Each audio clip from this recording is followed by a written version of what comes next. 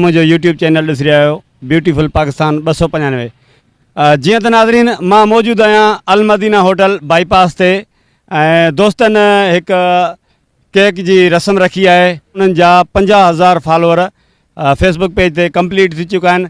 अचो त साईं वारनि सां ॻाल्हि ॿोल कंदासीं। अस्सलाम वालेकुम। वालेकुम अस्सलाम। साईं अवां जो नालो? सर मोहम्मद सदीक सिंधी जे नाले सां आईडी है टिकटॉक। मोहम्मद सदीक अवां जी टिकटॉक आईडी सदीक सिंधी जे नाले सां है? जी जी। केतिरा फॉलोअर आहिनि अवां जा? 3,62,000 फॉलोअर कंप्लीट थी चुका आहिनि। 3,62,000 कंप्लीट थी चुका आहिनि फॉलोअर अवां जा? जी जी। अच्छा, टिकटॉक ते तव्हांखे मोट मिले थी? बस मोहब्बत ऐं कुर्ब मिले थो, मोट इहा भी मिली आहे अॼु ताईं। इहा भी बेहतरीन ॻाल्हि आहे। कोई टिकटॉक ते तव्हांखे ग़लति कमेंट कंदो आहे? न थी आहे अञा ताईं का अहिड़ी का बैड कमेंट न आई आहे ग़लति।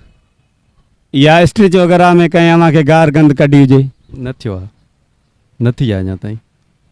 इहो तव्हां सां मसइलो नाहे पेश आयो? जी जी। अच्छा, इन खां अलावा ॿियो कहिड़ो कमु कंदा आहियो? पंहिंजी ज़मीन कंदा आहियूं, राकी पोकी कंदा आहियूं, पंहिंजो ज़मीन जो कमु संभालींदा आहियूं। राकी पोकी कंदा आहियो ऐं पंहिंजी बनी ॿारो संभालींदा आहियो? जी हाँ। तव्हांखे टिकटॉक जो जुनून कॾहिं पैदा थियो ऐं कहिड़े साल में पैदा थियो? हे तक़रीबन शुरू में जे ऐप जी आई मां इंस्टॉल कई तक़रीबन उन वक़्तु मुंहिंजा 20,000 फॉलोअर हुया ऐं सिंधी मां देशी वीडियोज़ ठाहींदो हुयुमि, सिंध जे लाइ ठाहींदो हुउमि वीडियोज़। पोइ मुंहिंजा वीडियो बि डिलीट थी विया, वरी आईडी बि डिलीट थी वई हुआ। हे तक़रीबन मूंखे थिया आहिनि 7 महीना थिया आहिनि मां हे नई आईडी ठाही आहे। 7 महीननि में तव्हांजा 3,52,000 फॉलोअर थी विया आहिनि? जी, 3,62,000 फॉलोअर। सॉरी, 3,62,000। जी जी। अच्छा, उन में तव्हां कहिड़ो रोल अदा कंदा आहियो? असल में 3 करेक्टर कया आहिनि मां। पहिरियों करेक्टर जेको आहे उहो मां बुरके मज कयो हुउमि। ॿियो करेक्टर मुंहिंजो जेको आहे उहो कपिड़ा मां फाड़े भरींदो हुउमि।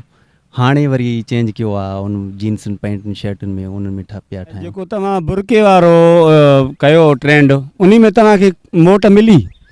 हाँ, उन में हुया 1,80,000 फॉलोवर।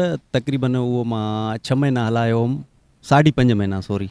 वरी जंहिं महिल असां ज़ाहिर थियासीं 1.5 महीने में माना अधु ते अधु फॉलोवर बि वधिया ऐं मोट दोस्तनि सुठी ॾिनी, चइनि पिया बहितरीनु आहे, सही आहे, हाणे बि कमु सही आहे, अॻ में बि सही हो। न, इहो बुरके पाइण जी कहिड़ी नोयत आहे जो तव्हां बुरके वारो ट्रेंड हलायो? सर ॾिसो न, अॼुकल्ह माना लाइक्स वग़ैरह छोकिरनि जूं आइडियूं तमामु घटि थियूं थियनि। ॾिठो वञे त 100 वञो 99% छोकिरी खे माना सपोर्ट कई थी वञे।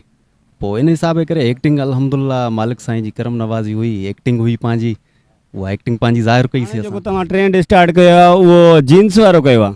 जी सर, पैंटनि ऐं ट्राउज़रनि में, शर्टनि में, उन में इस्तेमालु कयूं था पिया हाणे। हाणे तव्हांखे मोट मिले थी उन ते? जी हाँ, हाणे VPN ते हलायूं था पिया बि, पोइ बि 1,00,000 - 1.5 लख माना व्यूज़ अची था वञनि 2-3 ॾींहंनि वीडियोनि में, 2-3 ॾींहंनि जे अंदरि हिकिड़े वीडियोज़ ते। अच्छा, VPN यूज़ कयो था पोइ बि तव्हां ॾे माना एतिरा व्यूज़ अचनि था पिया? जी जी। वॾी महिरबानियूं अव्हां जूं, अव्हां असांखे टाइम ॾिनो, पंहिंजो क़ीमती वक़्तु कढी करे असांजो इंतज़ारु कयो। वॾी महिरबानी सर, महिरबानी।